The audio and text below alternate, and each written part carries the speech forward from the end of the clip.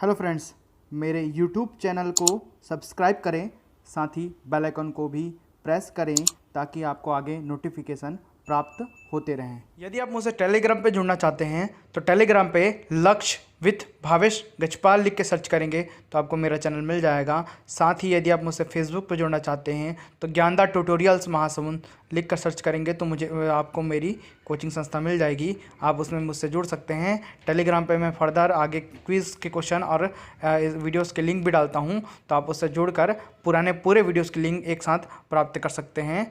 साथ ही यूट्यूब पे मेरे चैनल को सब्सक्राइब कीजिए और शेयर कीजिए। धन्यवाद।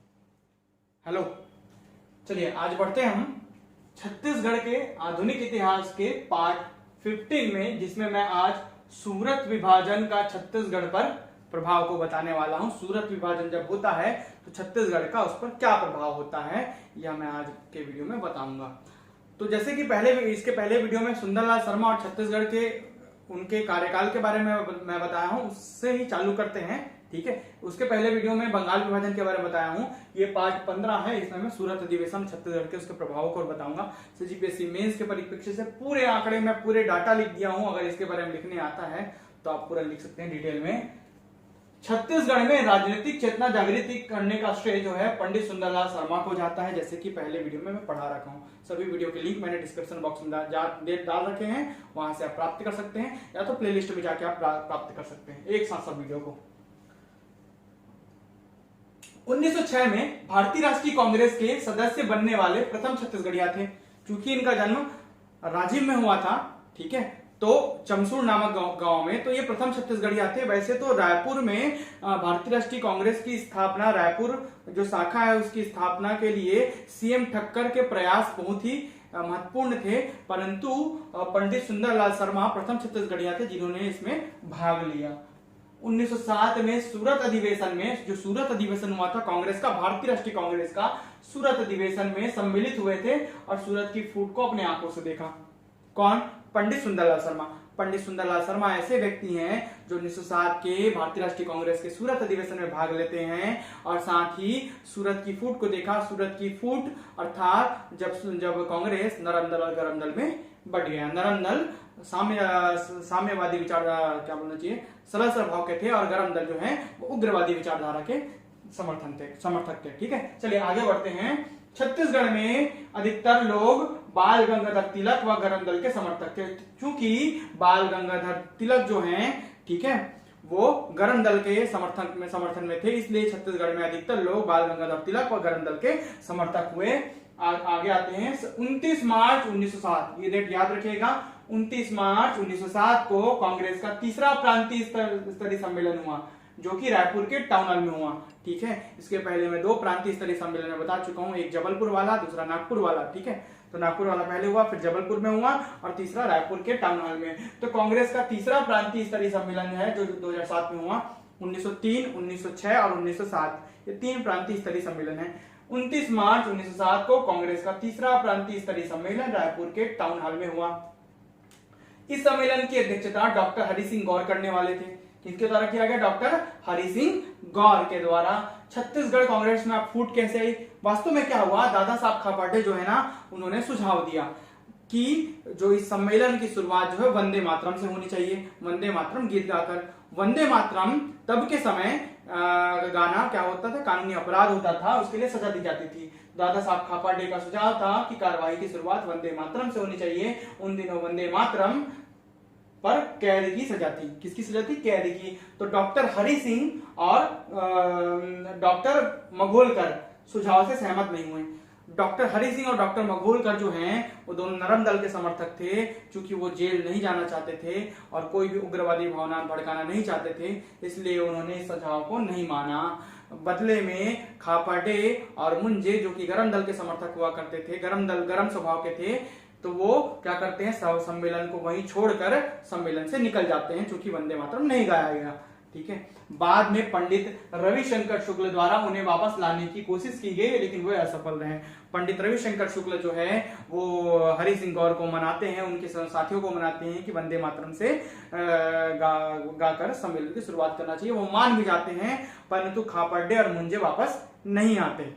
तो खापड़े और मुंजे और उनके जब सहयोगी वापस नहीं आते तो इस प्रकार यहीं से ही कांग्रेस नरम दल और गरम दल में विभाजित हो गया।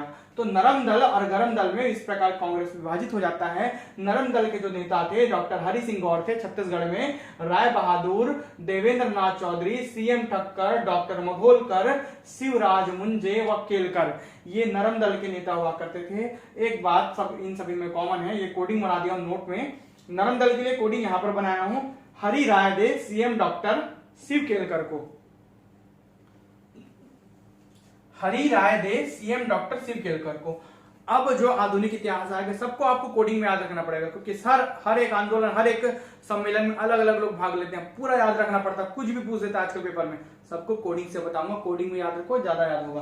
तो नोट देखिए, हरि राय दे, हरि को बोल रहे हैं, राय दे किसको, सीएम को, कौन से सीएम को, सीएम डॉक्टर शिव केलकर को, हरि डॉक्टर हरि सिंह गौर, राय बहादुर, राय दे है ना, देवेंद्र नाथ चौधरी, सीएम ठक्कर, डॉक्टर मघोलकर, शिवराज मुंजे और केलकर है ना, ये सभी क्या थे, नरम दल के समर्थक हुआ करते थे।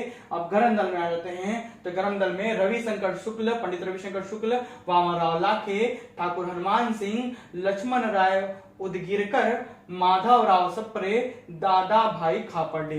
तो इनमें एक बात ये कॉमन है, गरम दल को याद रखने के लिए सभी भगवान के नाम पर है, किसी न किसी नाम में भगवान का नाम आता है, रविशंकर, शंकर भगवान, वामन राव, विष्णु का वामन अवतार, ठीक है, तो वामन राव विष्णु भगवान का वामन अवतार, ऐसे याद रखिएगा। रविशंकर, शंकर भगवान, वामन राव लाखे, तो वामन अवतार लेकर लाख कदम रख दिया उन्होंने, है ना। तो ठाकुर हनुमान, देखिए हनुमान नाम है इसमें लक्ष्मण राव उदगीरकर, तो इसमें लक्ष्मण नाम है, शंकर, वामन, हनुमान, लक्ष्मण, ये सभी गरम दल। साथ साथ माधव राव, ठीक है, माधव राव सप्रे, तो माधव किसका, श्री कृष्ण का ही नाम है माधव, है ना, तो माधव वामन, माधव सप्रे, और दादा ऐसे याद रखिएगा, दादा भाई खापर्डे। तो दादा भाई खापर्डे तो याद रहेगा आपको, गरम दल के ही समर्थक थे। बाकी में शंकर, वामन, हनुमान, लक्ष्मण, माधव और दादा, ये सभी गरम दल के समर्थक हुआ करते थे।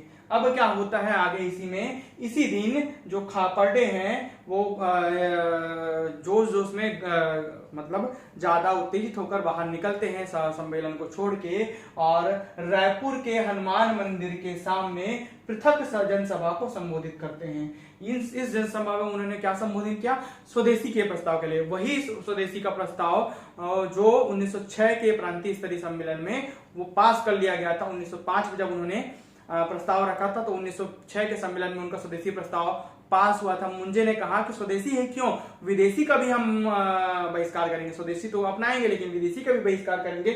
उसी के लिए सम्मेलन में संबोधित किया, और उनके संबोधन के साथ साथ ही वहां के लोगों ने, स्थानीय लोगों ने विदेशी वस्तुओं की होली जलाई वहां पर, ठीक है। तो इसी दिन खापर्डे ने रायपुर के हनुमान मंदिर के सामने पृथक जनसभा को संबोधित किया। ऐसा छोटा छोटा लाइन आजकल दे देता है, ये इस दिन का सम्मेलन, कितने मजदूरों को संबोधित किया, फलाना किया, इस दिन ये संबोधित किया, ये सब क्वेश्चन आजकल देता है। तो आपको एक एक लाइन पढ़ना है, और ये सब चीजें नहीं है, आपको हर एक बुक में नहीं मिलेगी, तो आपको पढ़ना चाहिए ये मेरे हिसाब से। तो दूसरे दिन दूसरी जनसभा, दूसरे दिन अगली जनसभा हुई, तो दूसरी जो जनसभा हुई उसको संबोधन किया जो कि बूटी के बारे में था। बूटी है ना, बूटी याद रखेगा, बूटी के बारे, बूटी नाम कोई व्यक्ति हुआ करता होगा। तो दूसरे दिन दूसरी जनसभा जो थी जिसको खापर्डे ने संबोधित किया वह बूटी के बारे में थी। इस प्रकार कांग्रेस नरम दल और गरम दल में विभाजित हो गई, और यहाँ पर कांग्रेस का गरम दल प्रभावी रहा, ऐसा कह सकते हो। तिलक के प्रयासों से बाल गंगाधर तिलक, जो कि गरम दल के नेता हुआ करते थे, तिलक के प्रयासों से ही 1915 में मध्य प्रांत व बरार प्रांतीय परिषद का यहाँ गठन होता है।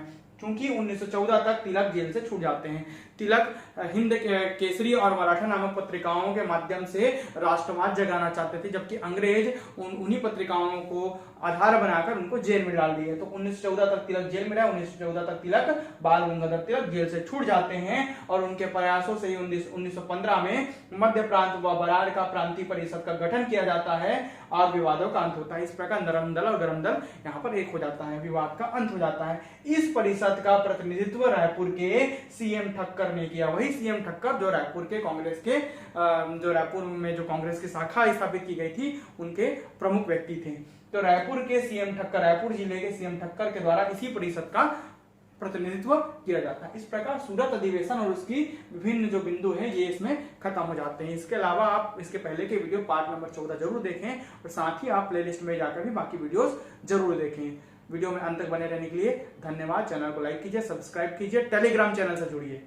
धन्यवाद।